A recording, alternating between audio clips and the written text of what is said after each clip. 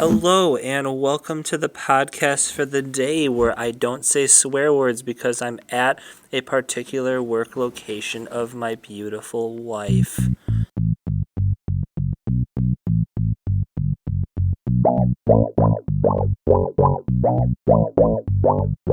Hey!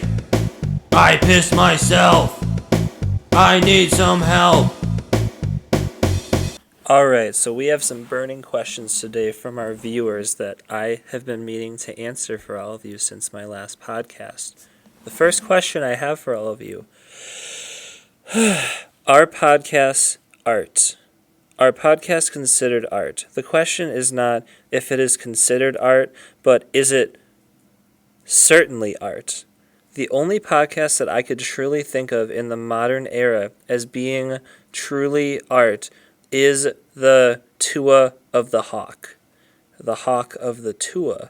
That's the only one I can think of in the modern day because of the brand that has been established based upon that and based upon the funding of Jake Paul, one of the also closest things to a podcast that is a form of art. Because these people aren't just trying to sell a brand. These people are not just trying to sell themselves. They are selling an era. This is an era. When you think 2024, what do you think? Exactly. You immediately think that. It's already established in your mind because of the art form that has been known, considered, and refined as a result of Tua. Need I say more? Absolutely not. Number 2, is believing in yourself the answer? My opinion, I think there's such thing as a false sense of confidence, and this false sense of confidence ends up being what makes people shameless about their podcasts that are not in any sort of direct correlation to being art. I think about people like Rogan. Rogan is not a form of art. Rogan is not a form of a lifestyle. Rogan is not. You know who else is not a form of art? You know who else is not a form of art in the podcast world?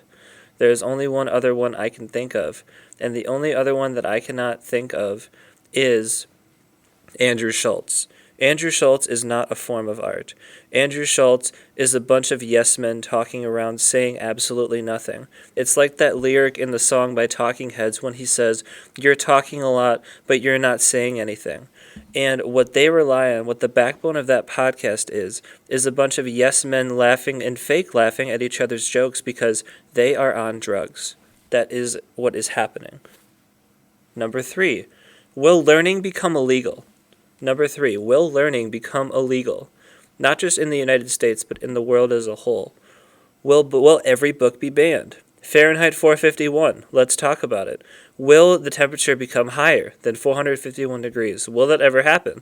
Have you ever cooked a pizza on a wood-fired stove? Have you ever cooked it on a metal stove?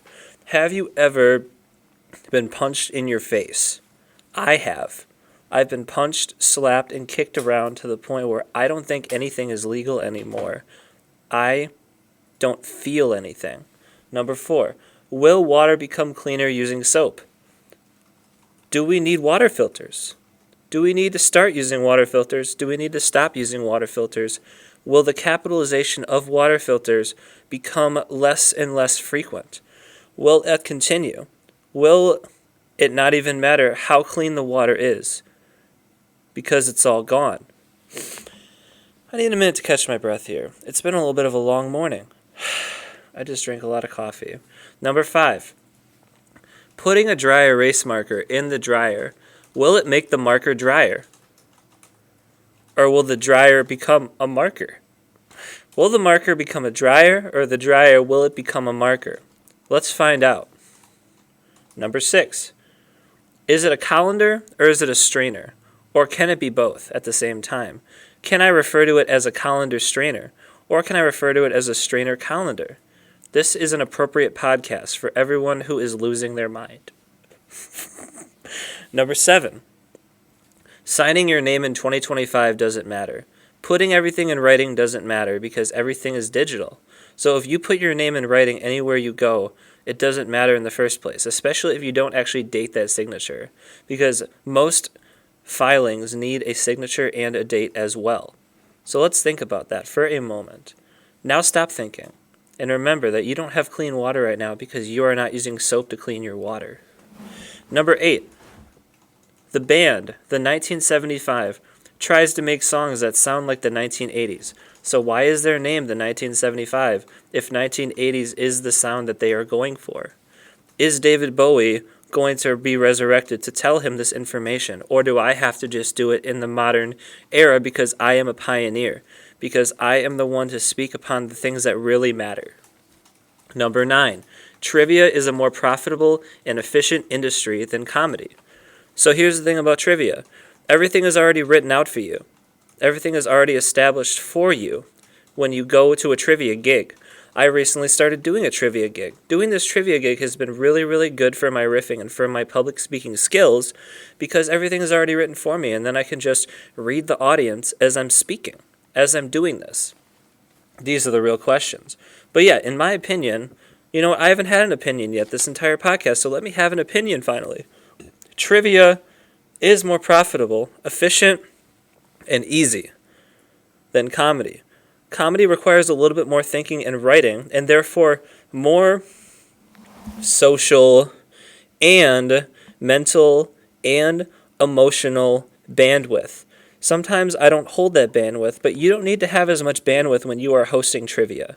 So that's the end of that question. Number 10, watching TV is never going away.